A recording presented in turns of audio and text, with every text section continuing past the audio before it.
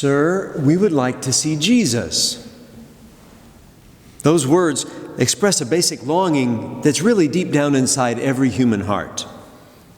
Our world is hungering and thirsting for Jesus.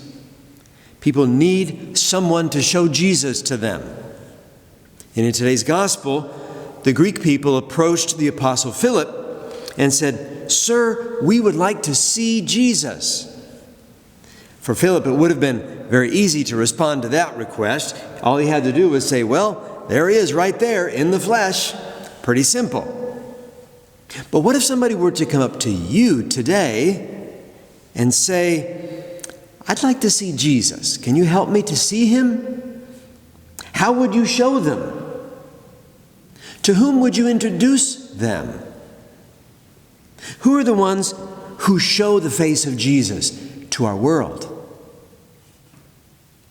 I'd like to begin by mentioning a group of people who I believe do a really good job of showing us the face of Jesus.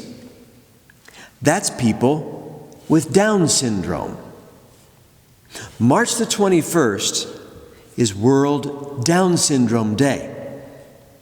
Now, why March the 21st?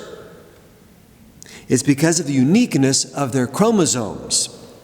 95% of the people in the world who have Down syndrome have 3 copies of the 21st chromosome. That's why it's called trisomy 21. And the date of March 21st is sometimes written 3/21, and that's how it's easy to remember every year the date of World Down Syndrome Day. 3/21. 3 copies of chromosome 21. I encourage you on World Down Syndrome Day to remember gratefully those whom you have known with Down syndrome. And also give thanks to those who care for them well and who help them to thrive. I think that God has a very special role for our brothers and sisters with Down syndrome. They have such a beautiful capacity to receive love and to give love. They help us to see that giving and receiving love are essential to being human. And their loving nature helps to show us the face of Jesus. Our world needs more people who will show Jesus through their own words and actions. And if we're truly living as Christians, the way we act should show Jesus to people. One of my favorite quotes is often attributed to St. Francis of Assisi. It goes like this: "Go out to the whole world and proclaim the gospel. Use words if necessary." Now, we're not absolutely sure whether St. Francis actually said those words or not, but I think at least he would probably agree with it. And in the first reading today, the prophet Jeremiah predicted way back around 587 BC that God would eventually make a new covenant with his people. And in that new covenant, God would write his law on human hearts. And that new covenant came in Jesus Christ. And because of your Christian baptism, you carry the presence of Jesus in your soul. And if you will, you can show him to the world. Christ dwells in you as a Christian. And the more you live out the virtues, the more transparent you will be to let Christ shine out into the world through you.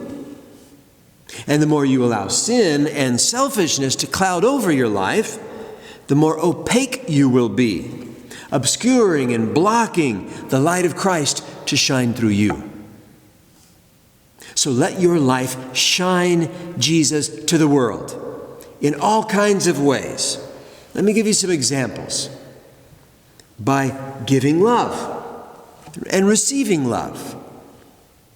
By the way you carry out your work. By the way you spend your leisure time. By the language you use. By the kind of jokes you tell. By your simple joy. And by the way you treat strangers. especially when they're most in need. Also, by the way that you handle suffering. We should seek to show the face of Jesus, not only when things are going well, but also when things are going poorly. Not only when we're winning, but also when we're losing. Not only when we're healthy, but also when we're ill. Not only when we have it all together, but also when we're in the middle of a crisis. We should be able to show the face of Jesus to those around us. Now, what are some concrete steps that any of us could take in order to become more transparent to the presence of Christ in us? Let me suggest 3 things. First, by having a regular commitment to prayer, to stay in touch with Jesus. And that prayer should include reading and praying with the New Testament. Second, by regularly going to confession, because that involves a regular examination of conscience, honesty with ourselves, accountability before God, and an ongoing process of conversion throughout our whole lives, so that more and more we will be cleansed from the sin that clouds up our life. And third, by receiving the Holy Eucharist. Because in Holy Communion, we receive Jesus Christ into our body and our soul so that we can radiate Him to the world. 3 things: prayer, confession, and communion. The people of our world need to see Jesus, and I invite you to do everything you can to help show Him to them.